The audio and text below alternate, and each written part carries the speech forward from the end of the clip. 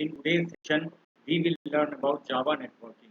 हम यहाँ पर आज देखेंगे कि जावा नेटवर्किंग क्या होती है, किस तरह से जावा नेटवर्किंग के थ्रू हम रिसोर्सेज को शेयर कर सकते हैं और कम्युनिकेशन कर सकते हैं between nodes and devices. Okay, तो Java networking is basically communication between nodes and devices to share resources, sharing of data between different computing devices, sending or receiving data packets, that is UDF character set के through.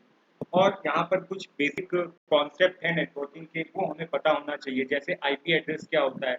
It is basically a logical address जो कि आपका change भी हो सकता है. Example के तौर पर अगर मैं लिखूं कि 192.168.0.1, ये एक यूआरएल का आईपी एड्रेस है, लॉजिकल एड्रेस है. ठीक है. इसी तरह लोकल होस्ट पोर्ट नंबर, हर पर्टिकुलर आपके रिसोर्सेज का एक पोर्ट नंबर होता है आपके सिस्टम में, मशीन में. और कनेक्शन फुल प्रोटोकॉल्स, यहाँ पर rules and regulation that defines the internet. तो यहाँ पर कनेक्शन फुल प्रोटोकॉल है, that is टीसीपी/आईपी, and connection less protocol, that is UDP. TCP protocol ये होता है कि यहाँ पर आपके जो रिसीवर होता है वो एक एक्नॉलेजमेंट भेजता है सेंडर को. फिर उसके बाद कनेक्शन लेस प्रोटोकॉल, यहाँ पर कोई भी एक्नॉलेजमेंट हमें नहीं मिलता है. तो जब हम किसी तरह की बात करते हैं कि जावा नेटवर्किंग क्या है, नेटवर्किंग हमें पता है, तो हमें अब ये देखना है कि जावा नेटवर्किंग क्या होता है.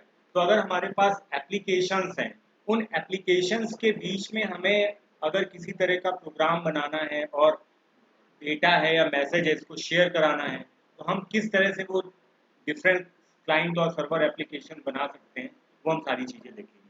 तो जैसे मान लीजिए हमारे पास एक सर्वर एप्लीकेशन है, एक क्लाइंट एप्लीकेशन है, इसके बीच में हमें मैसेज कोई प्रिंट कराना है. जैसे मान लीजिए ये मैसेज है एम, ये मैसेज एम को हमें सर्वर और क्लाइंट दोनों जगह पर भेजना है और सेंड और रिसीव कराना है.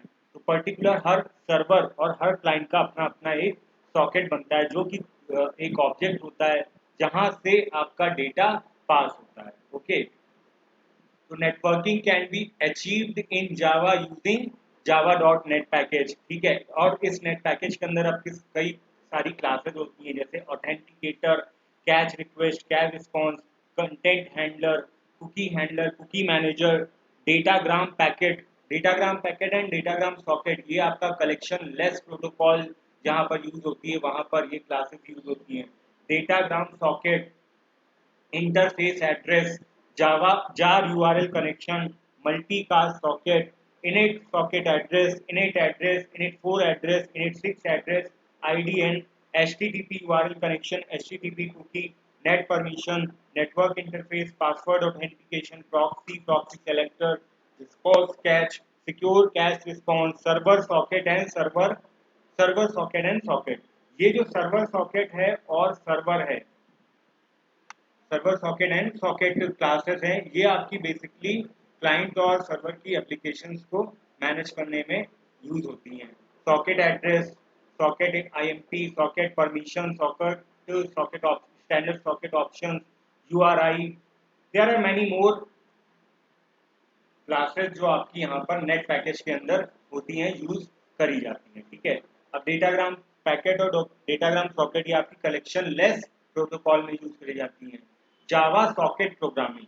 अब हम देखते हैं कि जावा सॉकेट प्रोग्रामिंग क्या होती है. Java socket programming basically communication between the application on different JRE. ठीक है. जैसे मान लीजिए जेआरई कई सारी मशीन्स है आपके पास और वहाँ पर आपको उन डिफरेंट मशीन के जेआरई की जो एप्लीकेशंस हैं उन पे आपको कम्युनिकेशन कराना है. तो हम वहाँ पर जावा सॉकेट प्रोग्रामिंग करते हैं. Class use for Java programming is server socket that is used at the server side. And इसमें एक मेथड यूज होता है एक्सेप्ट मेथड, जो कि ब्लॉक करे रहता है कंसोल को जब तक कि क्लाइंट कनेक्टेड है. ठीक है. सर्वर एंड क्लाइंट के बीच में कोई कनेक्शन बना है तो जब ये एक्सेप्ट मेथड तब तक ब्लॉक किए रहता है कंसोल को जब तक कि क्लाइंट आपका कनेक्टेड है. ओके. सॉकेट जो क्लास होती है वो यूज करी जाती है, कम्युनिकेट करते हैं इसको क्लाइंट और सर्वर के बीच में. ठीक है. कम्युनिकेट कराने के लिए socket is used to create object. Socket class आपकी ऑब्जेक्ट बनाने के काम भी आती है. इसमें आपके दो मेथड होते हैं, get input stream and get output stream. आपकी इनपुट स्ट्रीम और आउटपुट स्ट्रीम क्लास के थ्रू आप इनपुट आउटपुट ले रहे हैं, तो उस मैसेज को इनपुट स्ट्रीम कराने के लिए get input stream method use करते हैं और आउटपुट कराने के लिए गेट आउटपुट स्ट्रीम यूज करते हैं। अब ये जो कई सारे यहाँ पर मेथड्स हैं जैसे socket, bind, bind, listen, accept, read, write, close, ठीक है, ये सारे आपके पास मेथड्स हैं। तो ये एक बेसिक हुआ कि जावा नेटवर्किंग के क्या बेसिक कॉन्सेप्ट हो सकते हैं।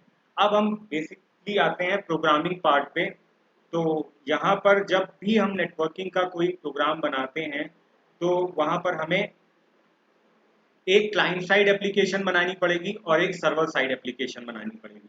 जैसे अगर मैं यहाँ पर देखूँ तो एक मैंने यहाँ पर सर्वर साइड एप्लीकेशन ये बनाई, ठीक है, this is the application which is server side application.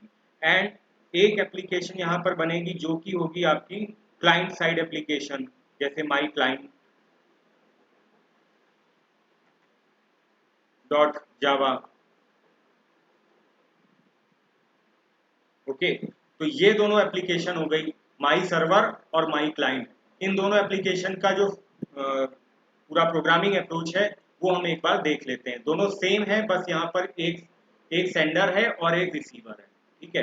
तो हमने लिखा हम दो पैकेज यहाँ पर जब भी हम नेटवर्किंग के प्रोग्राम बनाएंगे तो वहाँ पर दो पैकेज हमें इंपोर्ट कराने होंगे, एक आईओ पैकेज और एक नेट पैकेज। इसके बाद हम क्लास बनाएंगे, हमारी जो भी मेन क्लास होगी, फिर मेन मेथड हम डिफाइन करेंगे। ट्राई ब्लॉक के अंदर हम सारा अपना सॉकेट प्रोग्रामिंग का कोड लिखेंगे। तो ऑब्जेक्ट बनाना है अब हमें एसएस, जो कि होगा हमारा सर्वर साइड का ऑब्जेक्ट। सर्वर साइड के ऑब्जेक्ट बनाने के लिए हमें क्लास यूज करनी है server socket, SS equals to new server socket, और पोर्ट नंबर हमारा जो जो भी खाली पोर्ट हो हम उस वहाँ पर वो पोर्ट नंबर दे सकते हैं, जैसे यहाँ पर हमने 6666 दिया हुआ है।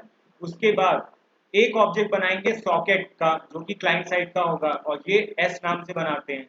अब इस एस ऑब्जेक्ट में आपका एसएस का डेटा जाएगा, एक्सेप्ट जब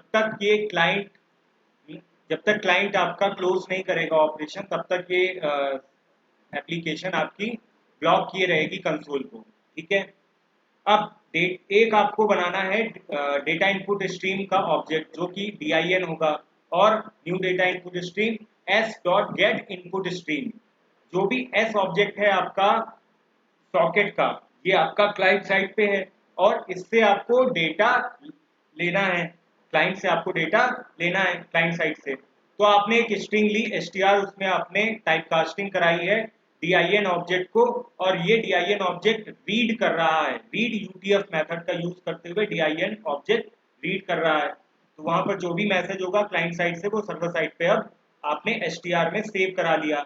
अब इसी str को आप कंसोल पे प्रिंट करा लीजिए, system dot out dot println message plus str, ss dot close catch exception लगाई और सिस्टम डॉट प्रिंटलन एक्सेप्शन को हमने हैंडल कर लिया, सारी चीजें क्लोज हो जाएंगी। इसी तरह सेम एग्जैक्टली आपको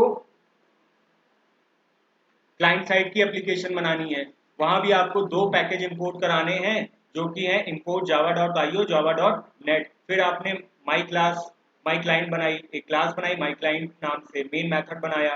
ट्राई के अंदर सारा डेटा हम लिखेंगे, socket S equals to new socket localhost, और 666 सेम मशीन पर हम करा रहे हैं इसलिए लोकल होस्ट हमने लिया हुआ है। Data output stream D out equals to new data output stream S dot get output stream. अब हमें सर्वर से डेटा चाहिए तो s dot get output stream. D out में हमने राइट कराया यूटीएफ कोई भी स्ट्रिंग हमारी, और डी आउट से flush, flush is basically used to wipe out the data, and D out dot close. फिर कैच का यूज करते हुए हमने इस तरह से अपने क्लाइंट साइड एप्लीकेशन को बनाया। नाउ एप्लीकेशन तो बन गई, अब इसको हमें एग्जीक्यूट कराना है। तो अब हम यहाँ पर दो कमांड प्रॉम्प्ट ओपन करेंगे। एक कमांड प्रॉम्प्ट हमारी ये हो गई, एक कमांड प्रॉम्प्ट आपकी हमारी ये हो गई, और दूसरी कमांड प्रॉम्प्ट हमने ओपन कर ली, यहाँ से दूसरी कमांड प्रॉम्प्ट ओपन हो गई, ठीक है, ये हो गया। Now what we have to do, एक हमारी क्लाइंट, ये हमारी सर्वर साइड की हो जाएगी कंसोल, और ये हमारा क्लाइंट साइड का कंसोल हो जाएगा, क्लाइंट साइड का कंसोल हो जाएगा, ठीक है, और ये सर्वर साइड का, इसे पहचान रहे, ठीक है। अब हमको क्या करना है कि हमें अपना प्रोग्राम कंपाइल कराना है, ठीक है, तो हम यहाँ पर उस फोल्डर में आते हैं जहाँ पर हमारा प्रोग्राम है। तो यहाँ पर हमारा प्रोग्राम है CD और नेटवर्किंग। यहाँ पे भी आ जाओ CD फिर CD नेटवर्किंग, ठीक।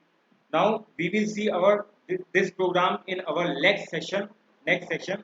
तो यहीं पर इस लेक्चर को हम वाइंड अप करते हैं। Okay, thank you.